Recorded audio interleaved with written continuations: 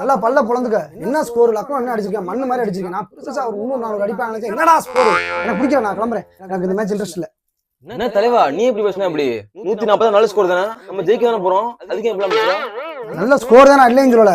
ஒரு 400 அடிச்சா நம்ம திருப்பி அடிக்கிற நம்ம சரியான டீம், பவர்ஃபுல்லான டீம். பேட்டிங் வச்சிருக்கோம், பவுலிங் வச்சிருக்கோம், எல்லாம் வச்சிருக்கோம்.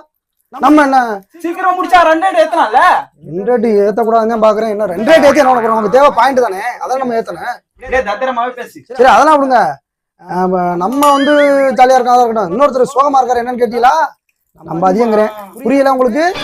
அன்னைக்கு அடிச்ச வன்மத்தை காட்டுறேன். துரோகம் துரோகம் துரோகம் துரோகம். இருந்தா மும்பைக்காரா, டே நீ பயங்கரமா ஏன் சோகமா இருக்க? 146 நல்ல ஸ்கோர் தானே, இதை சிரிக்கலாம்ல. இதை கண்டுபிடிக்கிறதுக்கு உங்களுக்கு இந்த திருவிளையாடலே நடத்துறேன். ஆமா ஒண்ணு அந்த இதெல்லாம் நீ ஒண்ணும் பண்ண வேணாம். பங்காளி என்ன பங்காளி, அதான் மூஞ்ச பாத்தனே.